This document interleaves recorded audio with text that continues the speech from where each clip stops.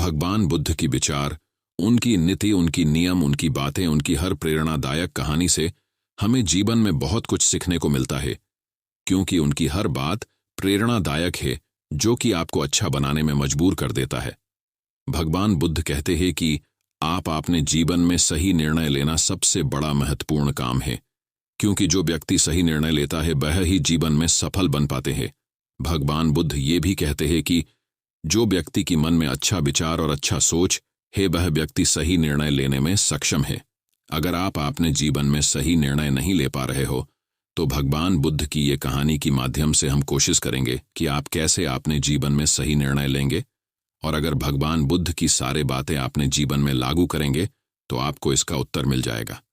जीवन में सही निर्णय कैसे लें? गौतम बुद्ध की कहानी। जीवन में ज्यादातर स्थितियां ऐसी आता है जिनमें से हमारे पास दो विकल्प होते हैं, पर समस्या की बात यह है कि हम समझ ही नहीं पाते हमें चुनना किया है। किया हमारे लिए सही है और किया हमारे लिए गलत है। उन दोनों ही विकल्प में एक एक विकल्प ऐसा होता है जो हमारे जीवन को बना सकता है, और दूसरा विकल्प ऐसा होता है जो हमारे जीवन को बर्बाद कर सकता है। एक छोटी सी कहानी गौतम बुद्ध की है जो आपको बताएगी कि सही निर्णय कैसे ले। एक बार गौतम बुद्ध एक गांव में भगवान गौतम बुद्ध लोगों को कुछ प्रवचन दे रहे थे। सभी गांव वाले उन्हें और उनकी प्रवचन प्रेम से सुन रहा था। ये उस समय की बात है जब लोग बुद्ध का बड़ा आदर सम्मान करते थे, पर ऐसा हमेशा से नहीं होता था।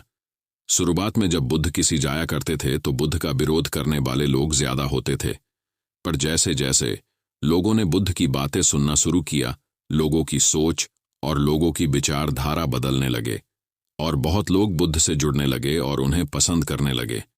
सभी गांव वाले बुद्ध की बात ध्यान से सुन रहे थे। उन गांव वाले लोगों में एक व्यक्ति दूसरे गांव की थे जो बुद्ध की बातें सुन रहा था। भगवान बुद्ध की बात पूरा होने के बाद वह गांव वाले वहां से उठकर जाने लगता है, और वह दूसरे गांव की व्यक्ति दौड़कर बुद्ध की सामने आता है और बुद्ध को रोक लेता है और बुद्ध से हाथ जोड़कर विनती करता है कि हे बुद्ध, कृपा करके एक बार हमारे गांव आए। वह व्यक्ति एक किशन था। उस किशन की बात सुनकर एक बुद्ध भिक्षुक वह किशन से कहता, हे क्षमा करे, पर हम कुछ दिन पहले ही तुम्हारे गांव गए थे। पर वह किशन नहीं मानता।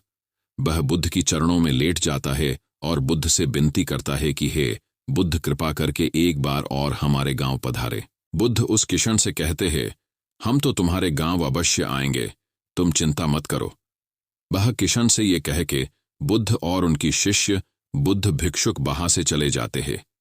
अगले दिन सुबह ही बुद्ध और उनकी कुछ भिक्षुक शिष्य उस गांव कवलिये प्रस्थान करते हैं। कुछ देर में ही बुद्ध और उनकी भिक्षुक वो गांव में पहुंच जाते हैं। बुद्ध को देखते ही सभी गांव वालों की भीड़ हो जाता है। गांव की सभी लोग बुद्ध के पास आते हैं और बुद्ध की सामने बैठ जाते हैं।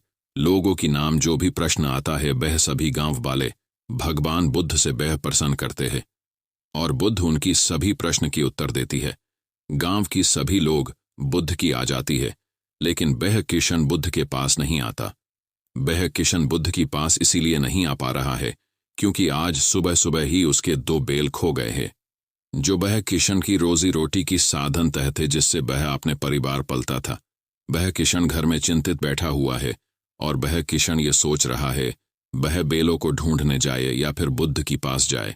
वह किशन पूरी तरह से दुविधा में फंस जाता है। उसके पास 2 विकल्प होते हैं। पहला विकल्प तो यह है कि वह बुद्ध के पास जाए और उनकी बातें सुने, क्योंकि बुद्ध को उन्होंने ही आमंत्रित किया है, और दूसरा विकल्प उसके पास ये होता है कि आपने बैलों को ढूंढने जाए जिससे भी आपने परिवार पलता था।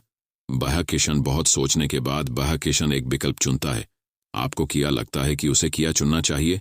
वह किशन चुनता है कि वह बैल ढूंढने जाएगा, और वह यह निर्णय लेने के बाद तुरंत जंगल में अपने बैल को ढूंढने के लिए निकल जाता है। भगवान बुद्ध और उनकी सभी भिक्षुक वह किशन की इंतजार कर रहा था जिसने बुद्ध को बुलाया है। बहुत देर इंतजार करने के बाद बुद्ध और उनके भिक्षुक उस गांव से वापस चले जाते हैं। किशन बड़ी मेहनत के बाद वह दोनों बैल को ढूंढ लेता है, और वह किशन बहुत दुखी हो जाता है।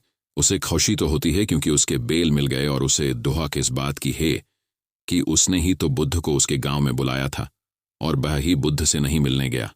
अगले दिन सुबह ही वह किशन बुद्ध को ढूंढते ढूंढते बुद्ध के पास पहुंचता है और उनकी चरणों में लेट जाता है, और वह किशन बहुत रोने लगता है।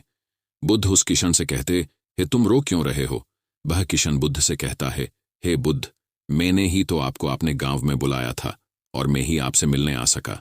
बुद्ध, मैं आपको बताना चाहता हूं मैं आपसे मिलने क्यों नहीं आ सका। कल जब आप हमारे गांव में आए थे, उससे कुछ समय पहले हमारा दोनों बैल जंगल में खो गए थे और मेरे पास दो विकल्प थे।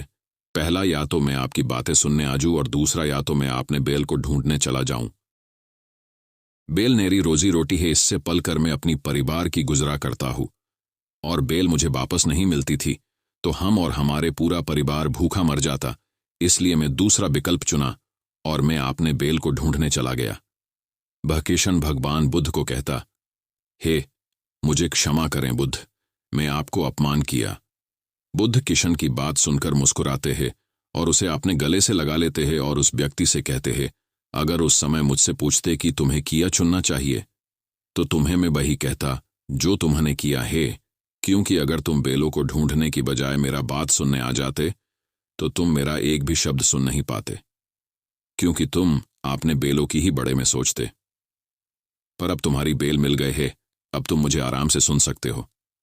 बुद्ध कहते हैं, मैं बहुत खुश हूं इस बात को जानकर तुमने कर्म को चुना है। बुद्ध की बात सुनकर उस किशन की मन में से सारे बोझ उतर जाता है और वह आराम से बुद्ध की बातें